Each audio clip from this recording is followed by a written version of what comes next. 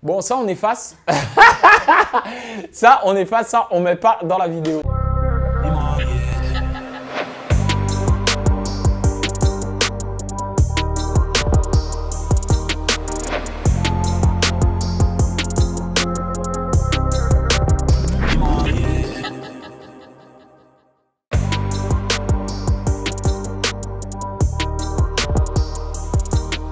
Ah là là, mes influences musicales, les CD, parce que j'avais le CD d'MC Solar, j'avais le CD de Raphaël, j'avais le CD de Justin Timberlake, celui-là d'ailleurs. Raphaël comme jamais, incroyable, sa voix elle est incroyable, sa façon d'écrire elle est incroyable, j'aimais bien son album. Après tu sais, à l'époque, pour écouter la musique, tu n'avais pas le choix que d'avoir les CD. Donc peut-être je l'aimais parce que c'était le seul CD que j'avais, je sais pas, mais en tout cas c'était mon influence de ouf.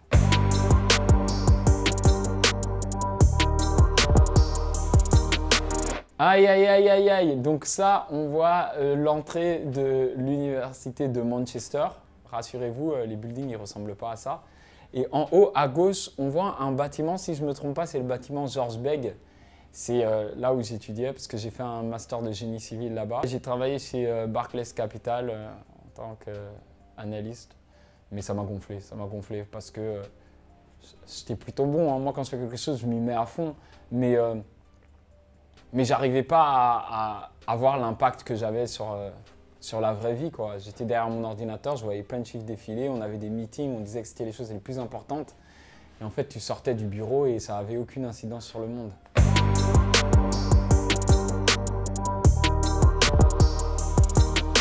Ah ouais, Yaoundé, Cameroun, c'est comment? Et le titre BMF, Rick Ross. À la fin du séjour, j'avais fait une prod avec un poteau qui s'appelle Prinsley et on avait fait le remix du titre BMF. Et c'est sur cette prod-là que ma sœur a posé son premier titre. Au moment où ma sœur, elle pose sur cette prod-là et qu'on commence à envoyer la vidéo, parce qu'on a tourné un clip dans la foulée, ben c'est là où professionnellement tout démarre.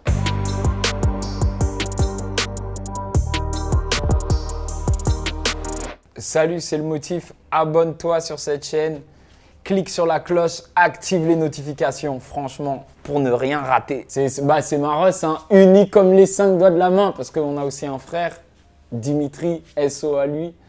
Notre père, notre mère, on était 5 dans la famille, quoi. Ça a toujours été la phrase clé que notre père, notre mère nous ont ancré dans la tête.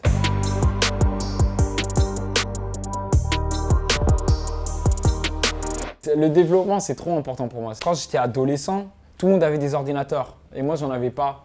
Et j'ai demandé à mon père un ordinateur et il m'a dit je t'en offre un si tu arrives à m'apprendre quelque chose que je connais pas. Et donc, j'ai été à la bibliothèque, j'ai acheté un livre sur le développement. À l'époque, c'était de jeux vidéo en Flash. Et je me suis farci le livre et puis je lui ai montré que je savais faire du développement en Flash. Et il m'a acheté un ordinateur. L'année dernière, j'avais fait une application qui s'appelle DDA qui permet aux auteurs-compositeurs d'estimer leur revenu SACEM. Allez la télécharger sur l'Apple Store. Hein. Mais je suis toujours. C'est comme en fait, pour moi, c'est une autre passion. C'est au même titre que la musique. Aujourd'hui, la musique, elle a pris beaucoup plus de place professionnellement, mais la technologie, c'est le futur. C'est trop le futur, donc je continue. Ce matin, je parlais d'une idée à mon manager.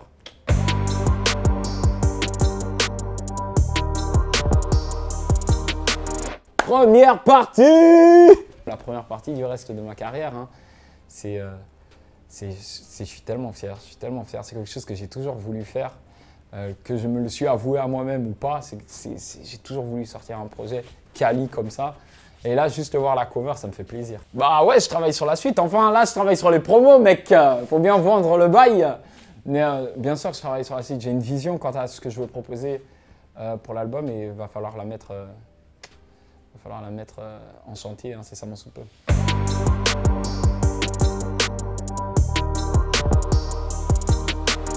Ouais, franchement, en plus, chaque fois que je fais une interview, on nous pose la question, on dit « à quand le projet commun ?» Donc à un moment, ça va devenir... va falloir le faire, mais c'est important que tous les deux, on arrive à s'établir et à finir le cycle qu'on s'est lancé. Donc là, elle travaille sur sa deuxième mixtape, JAC2. Elle va travailler sur son album ensuite. Moi, je travaille sur mon album. C'est important que d'abord on finisse ce qu'on a toujours eu envie de faire avant qu'on se retrouve et qu'on fasse un EP, mais c'est sûr qu'on va le faire. Hein. Si pas un album. Si pas un double album.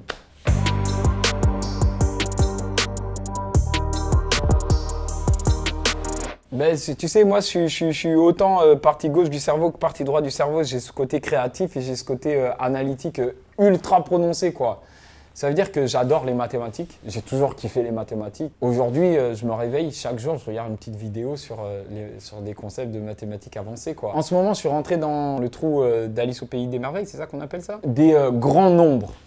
Donc des nombres qui apparaissent dans les théories mathématiques, mais qui sont énormes. Et on n'arrive pas à expliquer pourquoi ils existent. Genre des nombres qui ont une longueur qu'on pourrait, en termes de nombre de chiffres, une longueur qui dépasse l'entendement ou notre capacité à les imaginer, mais qui sont finis. Ça veut dire qu'ils ne sont pas infinis, ces nombres. Ils existent et ils apparaissent ici et là et on les voit apparaître dans différents, comment ça s'appelle, dans différents domaines mathématiques. Par exemple, si tu prends le nombre, le Gogol, je ne sais pas comment on dit en français, qui est 10 à la puissance de 100, donc 1 suivi de 100 zéros, bah, et que tu essayes dans ton cerveau d'imaginer ce que ça représente, tu n'y arrives pas.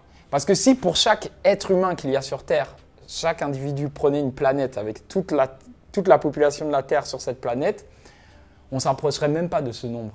On serait à plus ou moins, je vais dire, 10 puissance 19, tu vois. Enfin bref, voilà. C'est là où je vois que j'étais une merde en mathématiques, je t'ai perdu. Ah, et pourtant, non, mec, qu'est-ce qu'il faut que tu fais, c'est tout. C'est une passion.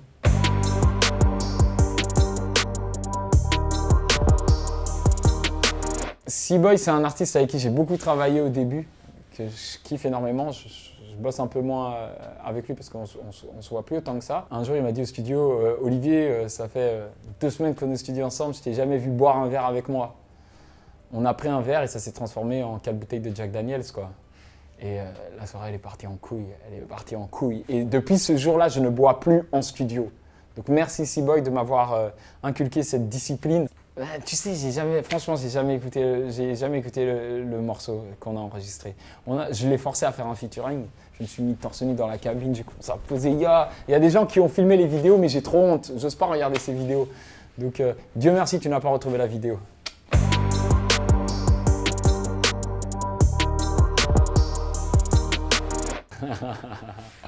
Ouais. On s'est retrouvés dans le cas où on parlait mal de personnes, dans une réunion de famille, on parlait mal de certaines personnes qui étaient là. Et il y avait un babyphone dans le salon et un babyphone dans la chambre où on parlait, quoi. Et donc tout était diffusé. Ça nous a mis une bonne heure avant de rentrer dans le salon et faire comme si de rien n'était. Mais c'est bon, la personne qu'on taillait, de toute façon, tout le monde la taille toujours.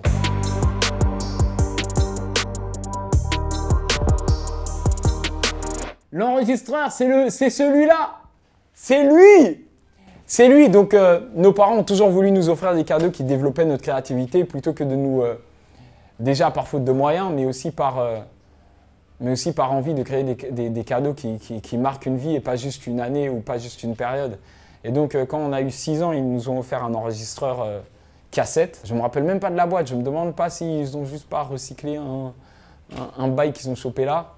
Quand j'ai eu 16 ans, mon père m'a offert la Tascam 122, donc une carte son.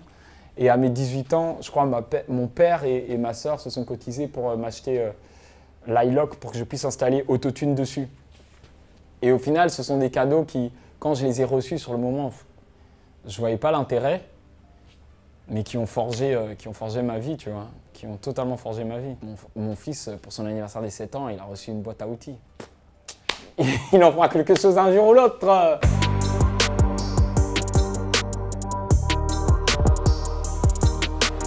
Oh, les philosophes du rap. Les philosophes du rap. Alors, là, il y a des choses, ça j'avais oublié. Mais les philosophes du rap, c'est qui? De base, c'était un groupe, ok, de 3 rappeurs. Il y avait RNS, il y avait Brahms et il y avait mon frère. Parce que mon frère, à ce moment-là, il faisait du son. Et puis, ils se sont un peu séparés, etc. Et moi, à ce moment-là, je voulais... Et j'ai toujours cette ambition de réaliser un film. J'ai toujours cette ambition. Je finirai par réaliser un long métrage. Et Netflix, si jamais. Et du coup, je m'étais lancé dans la réalisation du clip. Et je leur ai fait un clip. Parce que du coup, je fais ce premier clip qui s'appelle On est de retour. Et je voulais, à ce moment-là déjà, tu vois, une approche cinématique du truc. Donc je m'étais pris la tête sur l'étalonnage.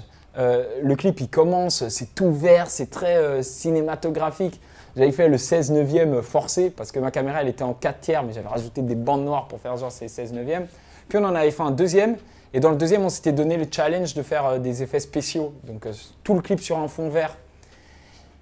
On a fait le clip et je l'ai envoyé à Stromae à ce moment-là parce que je voulais réaliser son clip et tout. Et il avait pété un câble, il avait dit « Waouh, c'est trop frais, comment t'as fait ça ?» et tout. On avait un peu échangé là-dessus. Mais c'est marrant que tu l'aies ressorti. Franchement, t'es fort, mec. Franchement, t'es fort.